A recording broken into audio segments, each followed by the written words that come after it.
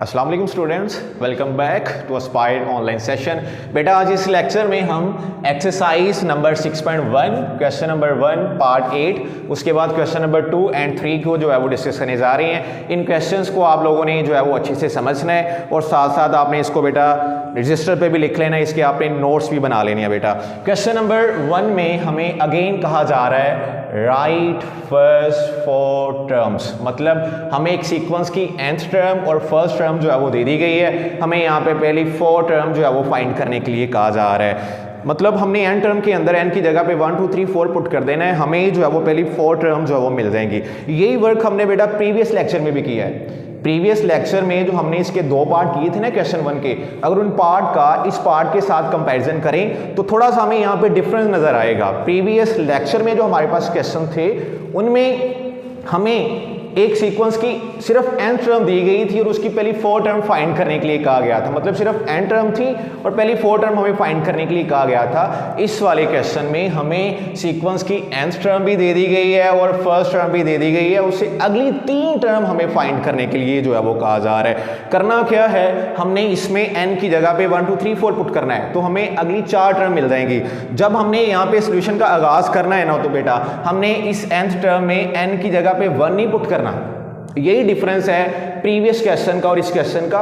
वहां पे हम सॉल्यूशन का आगाज n इज इक्वल टू 1 से करते थे, यहां पे हमने सॉल्यूशन का आगाज put n is equal to 2 से करना है। क्यों यहां पे हमने n को पुट क्यों नहीं करना 1? क्योंकि जब हम यहां पे nth टर्म के अंदर n की जगह पे 1 पुट करते हैं ना बेटा तो हमें मिलती है पहली टर्म, और यहाँ पे हमें स्टेटमेंट के अंदर पहली टर्म दे दी गई है। हमने अब n की जगह पे 1 को पुट नहीं करना, हमने अपने सॉल्यूशन का जो आगाज करना है तो n की जगह पे 2 पुट करके हमने सॉल्यूशन का आगाज करना है। तो लिखेंगे put n is equal to 2, a वैसे ही आएगा n की जगह पे 2, n की जगह पे 2, a वैसे ही n की जगह पे 2, -1 वैसे ही, a2 वैसे ही, 2 भी वैसे ही, a भी वैसे, 2 -1 क्या हो जाएगा 1, a2 वैसे ही आ जाएगा, ये भी वैसे ही, a1 की जगह पे अब स्टेटमेंट के अंदर हमें a1 की बेटा ये वैल्यू दी गई है। इस a1 की वैल्यू को हमने यहां पे a1 की जगह पे पुट कर देना है। तो a2 वैसे आ जाएगा, 2 1 से मल्टीप्लाई होगा तो क्या आ जाएगा 2, मतलब nth टर्म थी इसमें n की जगह पे 2 पुट किया तो हमें बेटा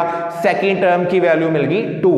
अब हमने इसी तरतीब के तहत जो है n टर्म के अंदर n की जगह पे 3 पुट कर देना है। तो ये मतलब a वैसे आ जाएगा n की जगह पे 3, मतलब इस पूरी रकम में अब हमने n की जगह पे जब 3 लिखना है ना तो हमें ये वाली रकम मिल जाएगी। ये रिजल्ट वैसे आ जाएगा, ये रिजल्ट भी वैसे, a भी वैसे, 3 -1 क्या होता है 2, ये रिजल्ट वैसे, 3 भी वैसे, a2 की जगह पे ऊपर जो हमने सेकंड टर्म निकाली है ना उसको यहाँ पे पुट करना है। a2 की जगह पे a2 की जो वैल्यू निकाली है उसको यहाँ पे पुट किया, 3 2 से मल्टीप्लाई होगा तो क्या आ जाएगा 6, थर्ड टर्म हमारे पास क्या आ गया बेटा 6।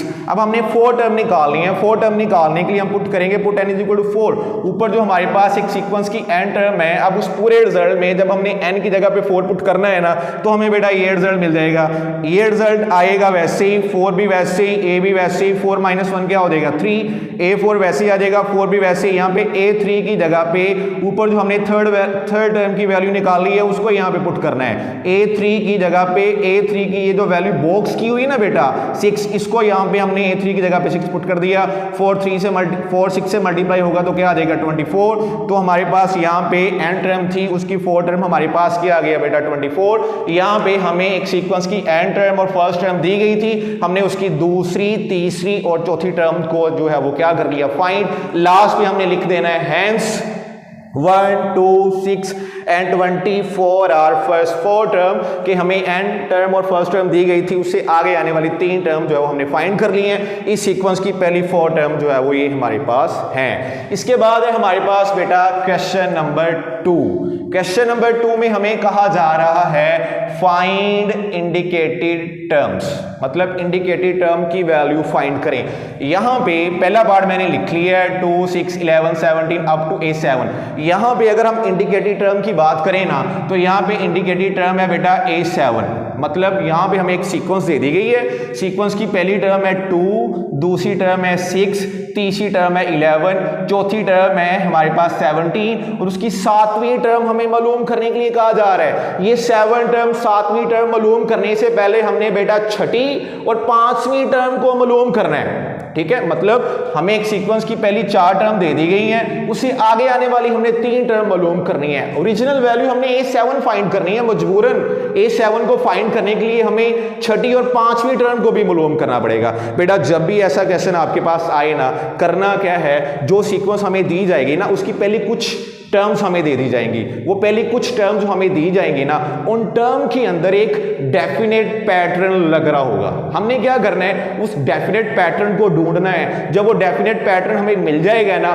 उस डेफिनेट पैटर्न को आगे जितनी हमें जरूरत है उतने स्टेप हमने उसको बढ़ा देना है, तो आगे आने वाली जो रिक्वायर्ड टर्म है वो भी हमें पता चल जाएंगी। यहाँ पे पहली टर्म है हमारे पास 2, दूसरी 6, तीसरी 11 और चौथी टर्म है 17। अगली 3 हमने फाइंड करनी है, तो यहां पे लिख लिया A1 = 2, A2 = 6 और यहां पे तीसरी टर्म A3 कितनी है 11, चौथी टर्म 17, A4 किसके इक्वल है 17। यहां पे ये पहली 4 टर्म है ना एक डेफिनेट पैटर्न को फॉलो कर रही है। सबसे पहले वो पैटर्न फाइंड करना है। जब वो पैटर्न हमें पता चल जाएगा, उस पैटर्न को अगले 3 स्टेप और अप्लाई करवाना है। हमने अगले 3 स्टेप और अप्लाई करवाएंगे तो जो रिक्वायर्ड अगली 3 टर्म्स हैं, जो 5वीं, 6ठी, 7वीं हमें मिल जाएगी। यहां पे हम डेफिनेट पैटर्न देखने जा रहे हैं। डेफिनेट पैटर्न कौन सा है? यहां पे देखें बेटा, लिखा है 2 और ये लिखा है 6। थोड़ा सा सोचें, 2 से 6 कैसे बनेगा? 2 में क्या हम स्पेशल करें 6 बनेगा? बेटा अगर इस 2 के अंदर हम 4 को ऐड करें ना तो क्या बन जाएगा 6। मतलब 2 में 4 ऐड हो तो क्या बनेगा 6। 6 में क्या स्पेशल करें 11 बनेगा। 6 में 5 ऐड करें तो 11 बनेगा। 11 से 17 कैसे बनेगा? 11 में क्या स्पेशल करें? 11 में 6 करें तो 17 बनेगा। मतलब यहाँ पे 4 ऐड हो रहा है, यहाँ पे 5 ऐड हो रहा है, यहाँ पे 7 ऐड हो रहा है। मतलब यहाँ पे 4 ऐड हो रहा है, यहाँ पे 5, यहाँ पे 6, नेक्स्ट क्या ऐड होगा 7, उसके बाद 8, उसके बाद 9। मतलब अगर पहली से दूसरी टर्म बनानी है, पहली टर्म में 4 को ऐड करें। अगर दूसरी से तीसरी टर्म बनानी है, दूसरी टर्म में 5 को ऐड करें। अगर तीसरी से चौथी टर्म बनानी है तो तीसरी टर्म में 6 को जमा करें। अगर चौथी से 5वीं टर्म बनानी है तो कौन आ रहा है ऐड करने के लिए? 7 आ रहा है। और फिर अगर 5वीं से छठी बनानी है 8 ऐड होगा। अगर छठी से 7वीं बनानी है तो हमें क्या ऐड करना पड़ेगा 9। मतलब यहाँ पे 4 ऐड हो रहा है, यहाँ पे 5, यहाँ पे 6। तो अब 17 में कौन ऐड होगा बेटा? 7। 17 में 7 ऐड करेंगे तो क्या बन जाएगा 24। मतलब A5 हमारे पास क्या आ गया 24। अब 5 से 6 टर्म बनानी है तो 5 का जो 24 है उसमें हमने 8 को ऐड कर देना है, क्या आ जाएगा 32। फिर छठी से 7वीं टर्म बनानी है, छठी का जो 32 है उसमें हमने 9 को ऐड किया तो कितना आ गया बेटा 41। तो हमारे पास जो इंडिकेटेड टर्म है, जो हाईलाइटेड टर्म है, जिसकी निशानदेही यहाँ पे की जा रही है फाइंड करने के लिए A7, वो कितनी आ चुकी है बेटा 41। मतलब हमने यहाँ पे 4 ऐड किया, यहाँ पे 5, यहाँ पे 6, यहाँ पे 7, यहाँ पे 8, यहाँ पे 9। तो हमें इंडिकेटेड टर्म की वैल्यू बेटा पता चल गई। ये था हमारे पास क्वेश्चन 2 का पार्ट नंबर 1। अब इसके बाद आ रहा है क्वेश्चन नंबर 2 का पार्ट नंबर 3, जो हमने यहाँ पे डिस्कस करना है। यहाँ पे भी हमें एक सीक्वेंस दे दी गई है, उस सीक्वेंस की पहली 4 टर्म हमें दे दी गई है, उससे आगे आने वाली 3 मतलब 5वीं, 6ठी और 7वीं टर्म बेटा हमें यहाँ से मालूम करने के लिए कहा जा रहा है। वही काम हमने करना है कि यहाँ पे जो पहली 4 टर्म जिस डेफिनेट ऑर्डर को फॉलो कर रही है ना, हमने वो डेफिनेट ऑर्डर फाइंड करना है। उस डेफिनेट ऑर्डर को, उस डेफिनेट पैटर्न को, उस सक्सेसिव पैटर्न को अगले 3 स्टेप और अप्लाई करवाना है। तो हमें यहाँ पे जो रिक्वायर्ड 3 टर्म्स हैं वो पता चल देंगी। यहां पे जो पहली टर्म है वो 1 है। मैंने जब लिखना है ना 1, तो मैंने A1 की जगह पे लिखना है 1 लिखने की बजाय मैंने क्या लिख लिया 1/1। 1 को 1 ओवर लिख ले, 1/1 लिख लें, कोई प्रॉब्लम नहीं है। एक ही मतलब है उसका। A2 हमारे पास जो है वो 3/2 है। A3 जो है वो कितना है 5/4। A4 कितना है 7/8। यहाँ पे जो मैंने रेड से वैल्यूज लिखी है ना, ये हमारी रिक्वायर्ड टर्म है, मतलूबा टर्म्स है जिनको हम यहाँ पे मालूम करना चाह रहे हैं। तो ये ब्लैक से जो पहली 4 टर्म हमें गिवन है, इनके ऊपर डेफिनेट पैटर्न को हमने ढूंढना है। डेफिनेट पैटर्न कौन सा है? तो यहाँ पे देखें बेटा, ये लिखा है 1/1, ये लिखा है 3/2। पहली से दूसरी टर्म 1/1 से 3/2 कैसे बनेगा? मतलब 1/1 में क्या स्पेशल करें 3/2 बनेगा? थोड़ा सा सोचें, जरा फोकस करें। 1/1 से 3/2 कैसे बनेगा? ये वाला 1 जो नॉमिनेटर में है बेटा, अगर इस 1 में मैं 2 को ऐड करूं इस 1 में मैं 2 को ऐड करूं तो क्या बन जाएगा 3। ये जो 1 डिनोमिनेटर में है, इस 1 को अगर मैं 2 से मल्टीप्लाई करवाऊं तो क्या बन जाएगा 3/2। मतलब ये जो 1/1 था, यहाँ पे जो नोमिनेटर में 1 है उसमें 2 ऐड किया तो ये 3 बन गया। डिनोमिनेटर में जो 1 है उसको 2 से मल्टीप्लाई करवाया तो क्या बन गया 3/2। अब 3/2 से 5/4 कैसे बनेगा? अगर नोमिनेटर में मौजूद नंबर 3 में 2 ऐड करूं तो क्या बन जाएगा 5, और डिनोमिनेटर में 2 जो है उसको 2 से मल्टीप्लाई करवाऊं क्या बन जाएगा 5। अब 5 और 4 से 7/8 कैसे बनेगा? अगर नोमिनेटर में मौजूद 5 में 2 ऐड करूं तो क्या बन जाएगा 7। डिनोमिनेटर में मौजूद 4 को 2 से मल्टीप्लाई करवाऊं तो क्या बन जाएगा बेटा 8। मतलब यहां पे जो पहले 4 नंबर है किस डेफिनेट पैटर्न को फॉलो करते आ रहे हैं बेटा? यहां पे नई आने वाली टर्म जो है प्रीवियस टर्म के नोमिनेटर में 2 ऐड और डिनोमिनेटर को 2 से मल्टीप्लाई करवाने से आती है। यहां पे नई आने वाली टर्म मतलब चौथी टर्म जो है तीसरी टर्म के नोमिनेटर में 2 ऐड और डिनोमिनेटर को 2 मल्टीप्लाई करवाने से आएगी। तीसरी टर्म दूसरी टर्म के नोमिनेटर में 2 ऐड और डिनोमिनेटर को 2 से मल्टीप्लाई करवाने से आएगी। दूसरी टर्म जो है पहली टर्म के नोमिनेटर में 2 ऐड और डिनोमिनेटर को 2 मल्टीप्लाई करवाने से आएगी। मतलब यहां पे जो नई टर्म है वो प्रीवियस टर्म के नोमिनेटर में 2 ऐड और डिनोमिनेटर को 2 मल्टीप्लाई करवाने से आती है। तो फिर A5 कैसे मिलेगा? A5 कैसे मिलेगा? A4 जो टर्म है उसके नोमिनेटर में 2 को ऐड कर दें, डिनोमिनेटर को 2 से मल्टीप्लाई करवा दी। तो यहाँ पे लिखा 7/8। ये 4 टर्म है, 5 कैसे बनेगी? 7 में 2 ऐड करेंगे तो क्या बन जाएगा बेटा 9। 8 को 2 से मल्टीप्लाई करवाएंगे तो 16। अब ये 5वीं टर्म आ गया। छठी टर्म कैसे बनेगी? जो नोमिनेटर में 9 उसमें 2 ऐड किया 11। डिनोमिनेटर में जो 16 है उसको 2 से मल्टीप्लाई करवाएंगे तो क्या आ जाएगा 32। तो ये होगी छठी टर्म। छठी से 7वीं कैसे बनेगी? जो यहाँ पे हमारी इंडिकेटेड टर्म है वो कैसे बनेगी बेटा? 11 में 2 को ऐड किया तो वो हो गया 13 और डिनोमिनेटर में जो 32 है उसको 2 से मल्टीप्लाई करवाएंगे तो क्या बन जाएगा 64। हमें यहाँ पे पहली 4 टर्म दी गई थी, हमने उससे अगली 3 को फाइंड कर लिया। डेफिनेट पैटर्न ढूंढा। डेफिनेट पैटर्न था नोमिनेटर में 2 ऐड करवाएं, डिनोमिनेटर को 2 से मल्टीप्लाई करवाएं। उसी को बेटा हमने 3 स्टेप और अप्लाई करवाया है तो हमें आगे आने वाली 3 टर्म का पता चल गया। ये था हमारे पास क्वेश्चन 2 का पार्ट नंबर 3। ये रहा बेटा इसका मुकम्मल सॉल्यूशन। अब हमारे पास नेक्स्ट आ रहा है क्वेश्चन 2 का पार्ट नंबर 4। यहां पे हमें एक सीक्वेंस दे दी गई है। सीक्वेंस की पहली, दूसरी, तीसरी, चौथी, 5वीं और छठी टर्म दे दी गई है। ये 8 हमें फाइंड करने के लिए कहा गया है। ये 8 से पहले हमें क्या फाइंड करना पड़ेगा? A7। मतलब हमें एक सीक्वेंस की 6 टर्म दे दी गई हैं, उससे आगे वाली 2 हमने फाइंड करनी है। बेटा जब इसका हमने सॉल्यूशन लिखना है ना तो इसको हमने यहाँ पे स्पेशली अरेंज कर लेना है। मतलब इसके हमने 2 कॉलम बना लेनी है, इसके 2 हिस्से बना लेने हैं। एक हिस्से में हमने जो है वो ओ टर्म्स को लिख लेना है, एक हिस्से में एक कॉलम में हमने बेटा इवन टर्म्स को लिख लेना है। इनको अलग अलग लिखने की एक मकसद है, इनको अलग अलग लिखने का। क्या मतलब? यहाँ पे जो ओ टर्म्स हैं वो बेटा एक पैटर्न को फॉलो कर रही हैं, जो इवन टर्म्स हैं वो एक अलग पैटर्न को फॉलो कर रही हैं। इनको हम अलग अलग लिख लेंगे ना, एक तो इनको समझना आसान होगा, एक जो मतलूबा जो रिक्वायर्ड टर्म्स है उनको निकालना भी हमारे लिए क्या हो जाएगा बेटा आसान। इसलिए मैंने यहाँ पे ओ टर्म्स अलग से लिख ली, इवन टर्म्स लिख ली अलग से। हम पहले देखेंगे ओ टर्म में कौन सा पैटर्न यूज हो रहा है, कौन सा डेफिनेट पैटर्न यूज हो रहा है वो देखें। क्या यहाँ पे लिखा है 1, यहाँ पे लिखा है -3। 1 में क्या करें? -3 बनेगा। अगर 1 में बेटा करें ना -4, 1 के अंदर -1 के साथ -4 लिखे तो क्या बन जाएगा -3। -3 से -7 कैसे बनेगा? अगर -3 में लिखते हैं -4 तो क्या बन जाएगा -7। -7 से अगली टर्म कैसे आएगी जो मैंने रेड से लिखी है? -7 में अगेन -4 कर दें। -7 -4 कितना हो जाएगा? -11। मतलब यहां पे इस क्वेश्चन की जो हमारे पास ओ टर्म है, यहां पे नई आने वाली ओ टर्म प्रीवियस ओ टर्म के अंदर -4 को ऐड करने से आती है। तो वो हमने डेफिनेट पैटर्न देखा, उसी को लास्ट पे अप्लाई करवाया तो यहां पे हमें A7 की वैल्यू का पता चल गया। अब यहां पे देखें इवन वाले कॉलम में देखें, यहां पे लिखा है 1, ये लिखा है 5। 1 में क्या स्पेशल करें 5 बनेगा बेटा? अगर 1 के अंदर हम 4 को ऐड करें तो क्या बन जाएगा 5। 5 में क्या करें 9 बनेगा। 5 में अगेन +4 करें तो क्या बन जाएगा 9। मतलब 1 के साथ 4 किया 5, 5 के साथ 4 किया 9। अब 9 में अगेन किसको ऐड करना है बेटा? 8 निकालने के लिए 9 में अगेन हम +4 करेंगे तो वो कितना बन जाएगा बेटा 13। मतलब ये जो इवन टर्म्स हैं यहाँ पे नए आने वाली even term previous even term term में प्लस का 4 करने से आती है, वो डेफिनेट पैटर्न देखा, उसको हमने अप्लाई करवाया, तो हमें यहाँ पे इवन टर्म जो A8 है वो भी मिल गई। तो यहाँ पे हमें 6 टर्म दी गई थी, इवन और अलग अलग करके उनमें डेफिनेट पैटर्न देखा। ओड में जो है वो -4 करने से अगली टर्म आती है, और इवन में जो है +4 करने से हमें जो है अगली टर्म मिलती है, तो उसी को हमने अप्लाई करवाया। ये हमारे पास क्वेश्चन नंबर 2 का 4 पार्ट, ये रहा बेटा इसका मुकम्मल सॉल्यूशन।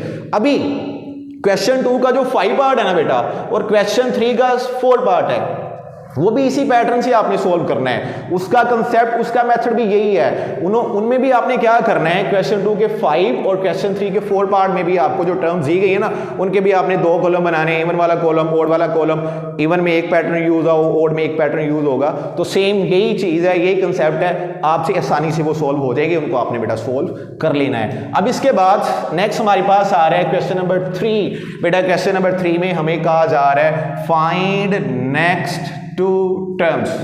वहां पे हमें कहा गया था इंडिकेटेड टर्म फाइंड करें, यहां पे हमें कहा जा रहा है फाइंड नेक्स्ट 2 टर्म। जो प्रोसेस उधर यूज हुआ है वही प्रोसेस हमने यहां पे जो है वो यूज करना है। वहां पे स्पेशल क्या था, वहां पे हमें जो है वो हाईलाइट कर दी जाती थी, हमें एक टर्म की स्पेशली निशानदेही कर दी जाती थी कि आपने ये फाइंड करना है। यहां पे क्वेश्चन नंबर 3 में हमें कहा गया अगली 2 टर्म फाइंड करें, तो मतलब हमें यहां पे एक सीक्वेंस की जो है वो 3rd पार्ट में पहली 4 टर्म दे दी गई हैं, उससे आगे वाली जो 2 टर्म है हमने फाइंड करनी है। सारा कंसेप्ट जो है वो क्वेश्चन 2 वाला है कि क्या, कि हमें एक सीक्वेंस की जो 4 टर्म दी गई है ना, हमने उन पहली 4 टर्म के अंदर जो एक डेफिनेट पैटर्न चल रहा है, उस डेफिनेट पैटर्न को ढूंढना है, उस डेफिनेट पैटर्न को अगले 2 स्टेप और प्रोसीड करवाना है, उसको परफॉर्म करवाना है, तो अगली आने वाली 2 टर्म बेटा हमें मिल जाएंगी। ये क्वेश्चन 3 का ये जो 3rd पार्ट है ना बेटा, वेरी इंपॉर्टेंट शॉर्ट, ये वाला क्वेश्चन बहुत बार एनुअल पेपर में जो है वो पूछा जा चुका है। इसके एनुअल पेपर में पूछे जाने की वजह क्या है, क्योंकि बेटा इस क्वेश्चन का जो सॉल्यूशन है ना, जो पहली यहाँ पे 4 टर्म है और अगली आने वाली जो 2 टर्म है, वो एक बड़े स्पेशल जो है वो डेफिनेट पैटर्न को फॉलो करती हैं। यहाँ पे यूज होने वाला डेफिनेट पैटर्न बड़ा स्पेशल है, इसलिए ये क्वेश्चन भी स्पेशल है और ये पेपर में बार बार पूछा जाता है। तो यहाँ पे हमें ये 4 टर्म दे दी गई हैं, अगली 2 टर्म हमने फाइंड करनी है। बेटा ये A1 जो है वो हमारे पास क्या है, -1। A1 जो है वो -1 के इक्वल है, मतलब A1 जो है वो -1 के इक्वल है। A2 जो है वो कितना है, 2। A3 कितना है बेटा, 12। A4 कितना है हमारे पास बेटा, 40। मतलब यहाँ पे जो पहली 4 टर्म है उनको मैंने इक्वल लिख लिया, दरमियान में मैंने ग्रीन मार्कर से वो पैटर्न लिखा है, जिस पैटर्न को फॉलो करते हुए ये 4 नंबर आ रहे हैं। मतलब ये इसके इक्वल है, ये इसके इक्वल है, ये इसके इक्वल है, ये इक्वल है, दरमियान में वो मैंने डेफिनेट पैटर्न लिख दिया जिसको इन्होंने फॉलो करना है। अब वो डेफिनेट पैटर्न बड़ा स्पेशल किस्म का है, वो देखें क्या, ये लिखा -1 × 2 की पावर 0, 1 × 2 की पावर 1, 3 × 2 की पावर 2, 5 × 2 की पावर 3। अब ये पैटर्न थोड़ा सा समझ ले, पैटर्न क्या है बेटा, ये लिखा -1 के नीचे 1, 1 के नीचे 3, 3 के नीचे 5, 2 की पावर 0, 2 की पावर 1, 2 की पावर 2, 2 की पावर 3। बेटा ये जो कॉलम है ना, यहाँ पे जो नंबर आ रहे हैं -1 के नीचे, ये ओड नंबर आ रहे हैं। मतलब -1 के बाद हमने जो -1 के नीचे एलिमेंट लिखने हैं ना, जो नंबर लिखने हैं बेटा, वो ओड होने चाहिए। -1 के बाद क्या आता है, 0। 0 ओड नहीं है, 0 इवन है। हमने -1 के नीचे 0 नहीं लिखा, हमने ओड लिखने हैं। -1 के बाद 0 आएगा, उसको नहीं लिखना। 0 के बाद 1 आएगा, यस 1 इज अ ओड, 1 को लिख लिया। 1 के बाद 2, 2 इज अ इवन, नहीं लिखना।